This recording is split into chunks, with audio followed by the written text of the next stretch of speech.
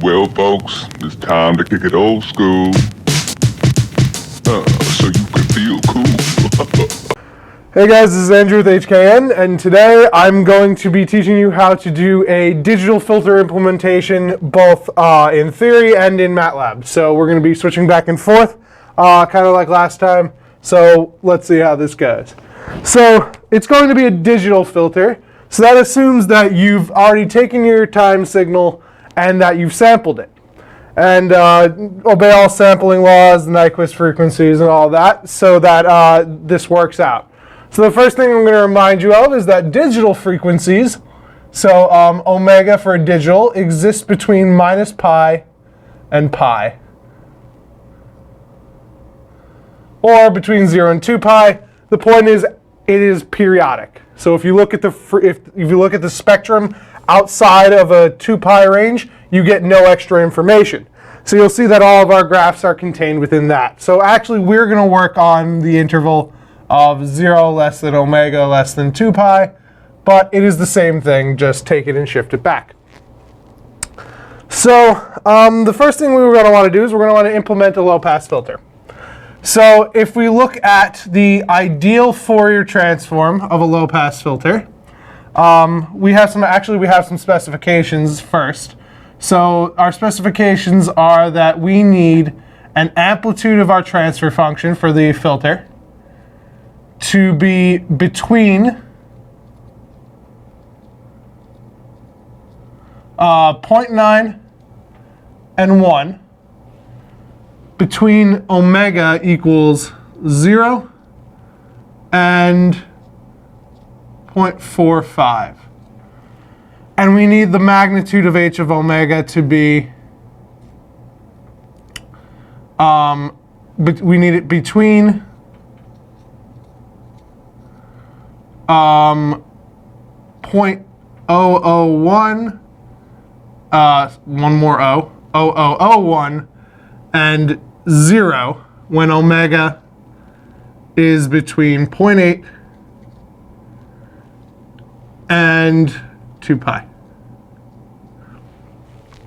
So we call the range between 0 and 0.45 our pass band, because that is where the whatever we're putting is essentially unaffected. And we call between 0.8 and 2 pi our stop band, because that is where we want essentially negative 60 dBs of attenuation. And the area between 0.45 and 0.8 is called the transition band.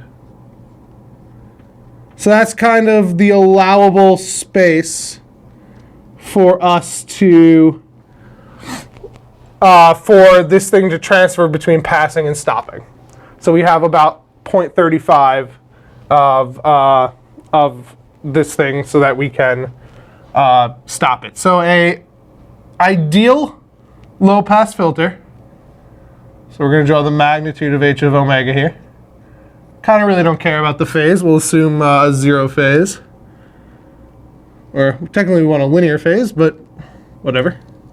Would be, we want from our passband frequency to our negative passband frequency, we would like it to be 1. So that is a boxcar. And so if we then take, so we can't actually just implement this straight in frequency. We're going to want to implement this in the time domain, or in the discrete time domain.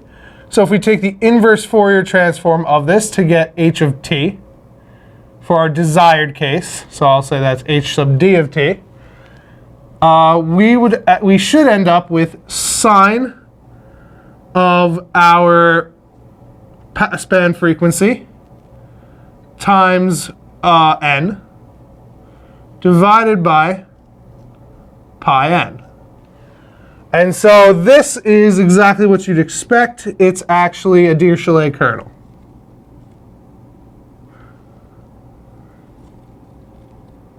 So this is going to be taken to infinity in both directions. So this is hd of, sorry, we're not working in time, we're working in the sampled time. And so down here would be n. So so if that means that if we create a filter that has this impulse response, it should be able to have a low pass filter. So let's work with that very quickly. So we're going to go over to Matlab. And I have a script written for everybody.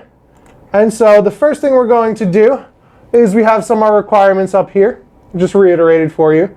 And we're going to define some things for convenience. So we say that our passband frequency is 0.45, our stopband frequency is 0.8, and the transition band, FT, is the difference between the two. So we've loaded those variables. And now we're going to decide on the order of our filter. So in order to decide on the order of our filter, it usually depends on how much attenuation you need in the stop end. There's a lot of these different formulas, but this formula is specifically for a window we're going to be using later, so it's of a certain length. And so it has this function, which is 5.56 pi divided by twice the stop band frequency. And I divided it by twice because I'm going to be making this twice the length. So actually, the order of your filter is 2 times m. So the length of our impulse response is going to be 2m. That's just how I've defined it here. Don't get too confused. It's just the length of the impulse response.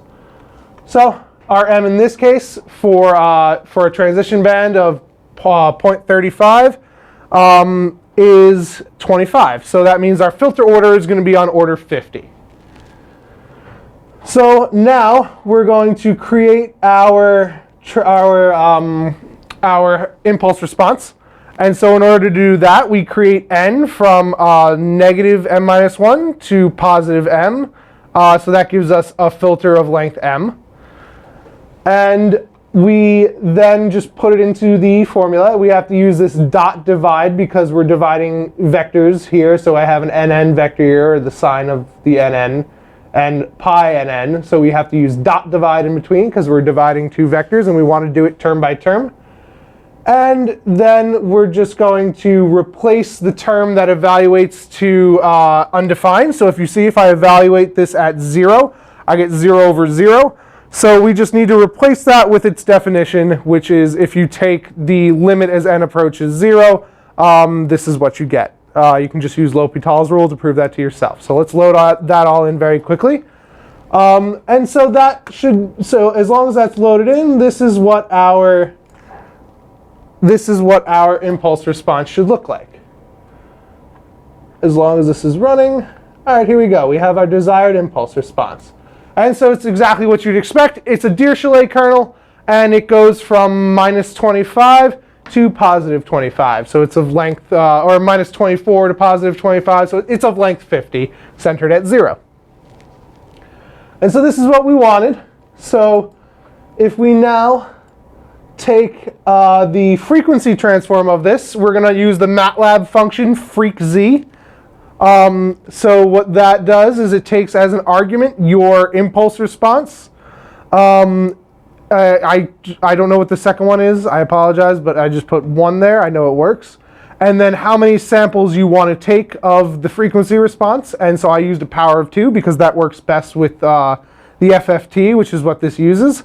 And it outputs both the values for the frequency response and also the x-axis for the frequency response. So the values is HD, and the x-axis is WW. And then we're going to plot it. So this is going to be the frequency response of our filter. And so to make sure that you understand that this is not what we want, you see that this has some weird behavior. It's not the boxcar that we expected. It has this very weird. Jumping around around where it should be going to a stop end. So it's actually higher than 1, lower than 1, not what we wanted. So why does that happen? So if you noticed that when we took the inverse Fourier transform, it was actually an infinite impulse response. So that means that the impulse response went on forever. And while that is possible to implement in Matlab, this is not specifically for this impulse response. And it's actually not very fast and not very efficient, so it's better to use a finite impulse response, which is why we decided that was just going to go from minus m minus 1 to m. So effectively, we took our filter, which was infinite, and multiplied it by a rectangular window. And so when I say a rectangular window, I mean something that looks like this. So this is our rectangular window. And so we've multiplied it by something that's 1, and then we just ignore everything else beyond the points that we don't care about. And so actually, by doing that, we lose a lot of information. So we're going to go back to the board very quickly so that I can explain that a little bit more. There we are. So basically what we've done here is we've taken this guy, hd of n, and multiplied it by a rectangular window. So from minus m minus 1 to m, we've multiplied it by a boxcar. And we'll call this w of n because it's what we call a window. So if we do this, we end up losing some of the information stored at higher values. So we don't get the exact response back, and you see it looks terrible. It's kind of like losing higher frequency behaviors, and that makes the boxcar not a boxcar. Well, if you lose the higher values in the discrete time domain, then you lose the definition in the frequency domain. So how can we avoid this? And how can we get a better looking filter? Well, the way to do it is to use a different window. So instead of using this very harsh, take everything here and ignore everything outside, what we do is we use different kinds of windows.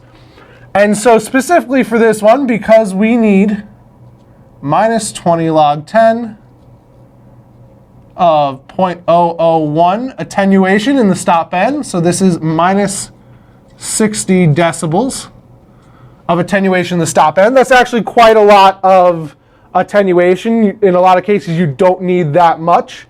But because you need this much, we're going to use a Blackman filter.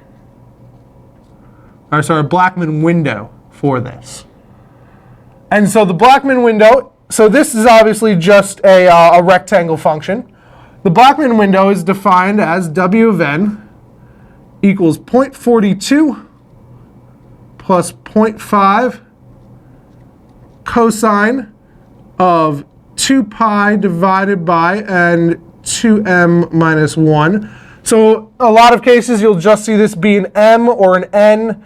That's because I defined the m to be half of the filter's length. This is the 2m should just be filter's length.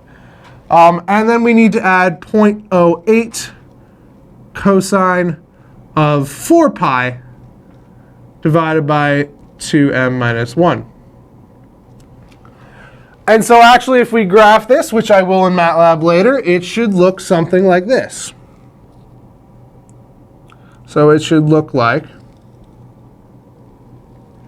so instead of being so very harsh about what values we take and what values we don't, we're going to be a little bit, oh, that's terrible, but you kind of get what's happening here. It's a little bit more gradual towards our cutoffs. So it would cut off here at m and cut off here at minus m minus 1. So it kind of more gradually takes things off. So let's see how that will affect our filter output. Because as you saw, that was pretty bad, and it didn't give us exactly what we wanted. So let's go back to Matlab very quickly. Oh, boy. OK, so now we're going to implement the Blackman filter window. And so as you see, we're just going to take the window function, plug it in. And I'm going to now plot, using the subplot function, the two windows next to each other so that you can see the difference between the two. So that's the Blackman window, and that's the rectangle window. It's the exact difference that I showed you on the board a moment ago. You can see that the Blackman window is more gradual. So if I then apply this Blackman window to our desired function by just doing a dot multiply, so that means that each point in time is being multiplied with this correspondingly, so it's like multiplying two functions. And then plot the differences in the filter responses. So these are the differences in the impulse response. So you see here that with the rectangle window applied, it kind of just drops off. But here, there's a gradual attenuation to 0, and it much more gradually goes to 0, as opposed to just kind of stopping. So what kind of effect does that have on the frequency response? So we can graph that here by doing the freq_z command again. I call the new one with the Blackman window applied h actual.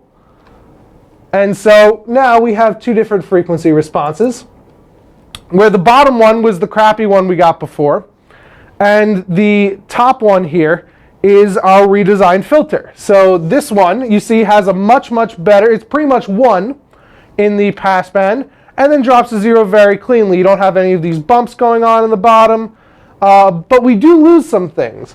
You see, it's not quite as sharp of a drop, and excuse me, and you still do have some ripples in the stop band, although they're much less.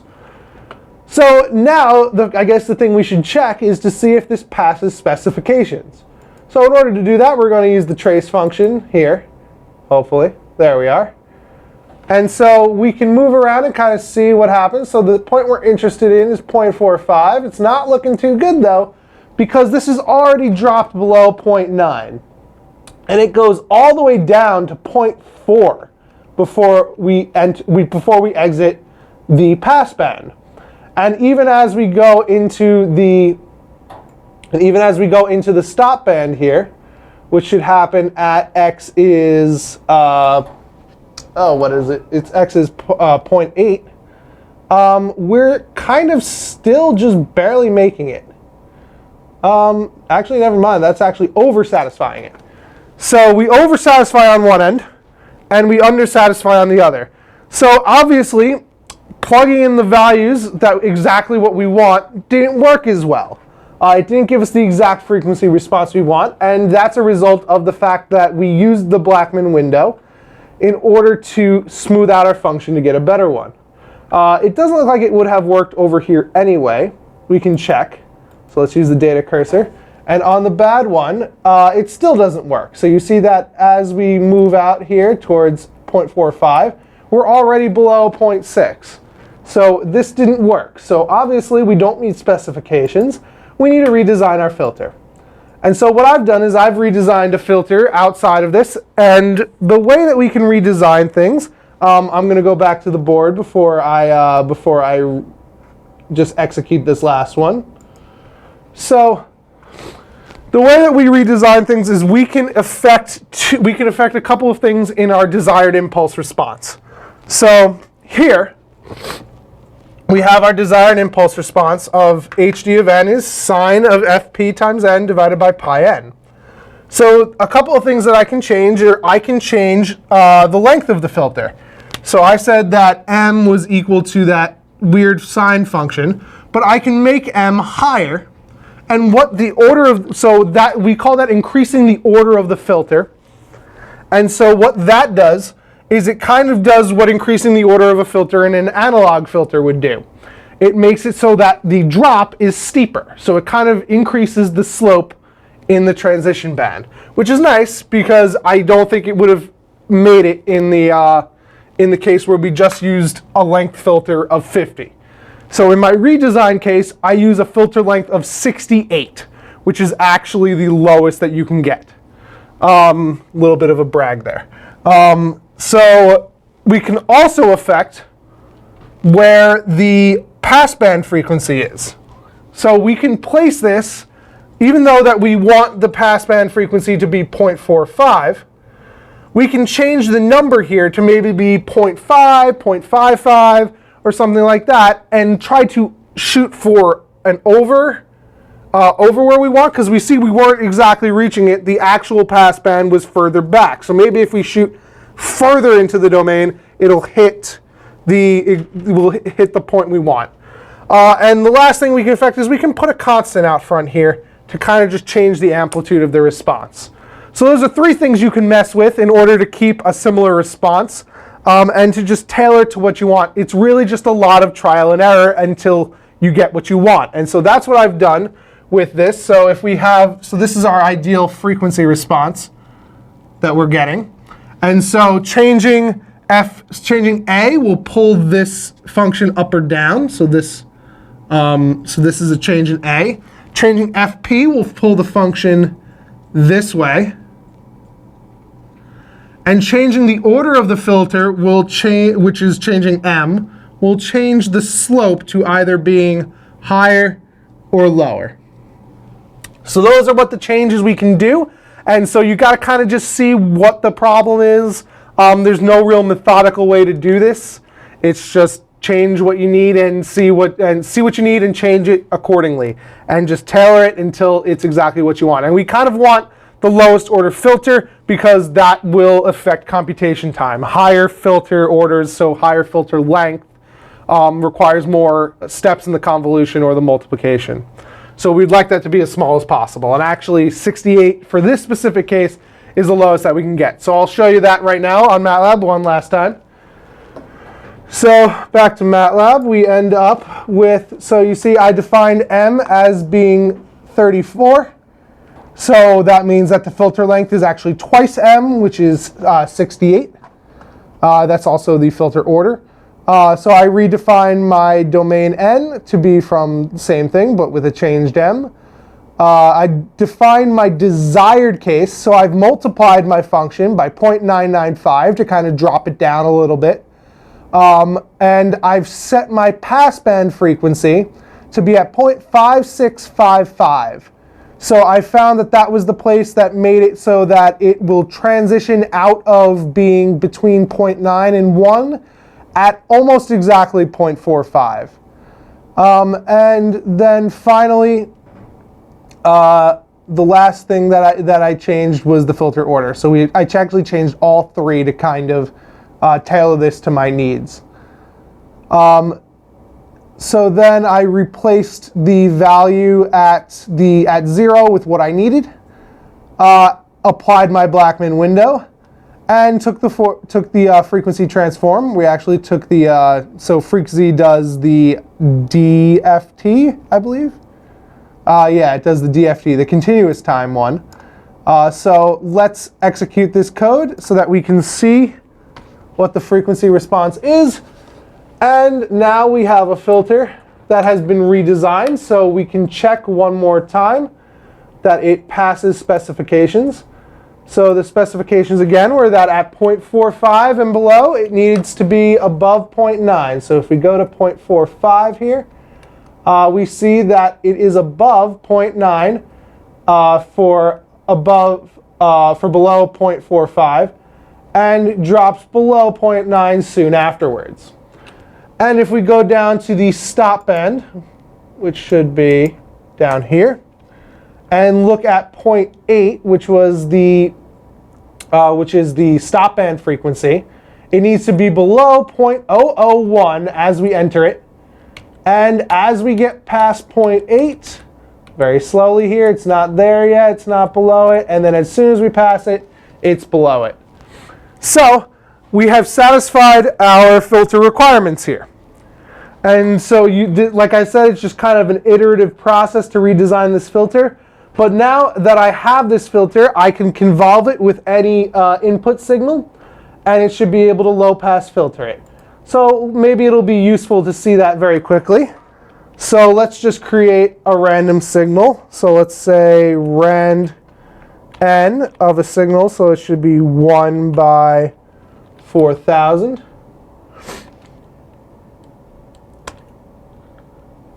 And let's take this signal and convolve it with the other. So we're going to say, we're just going to use the conv function in MATLAB. And so we're going to conv that answer with our H actual. But actually first let's just view this signal. So we want to take, the signal is going to be of length 4,000. So let's just say t equals 0 by 1 to 3999. And then let's define our signal as S as being rand from 0 to 4,000, 1 by 4,000. So that's 4,000 random numbers. And so now if we plot t by our signal, we end up with this very, very noisy signal here. So now let's apply our low-pass filter, and we should see a lot of the high-frequency components going away. So if we say that we want, I don't know, I'll give it the letter D, should be S convolved with,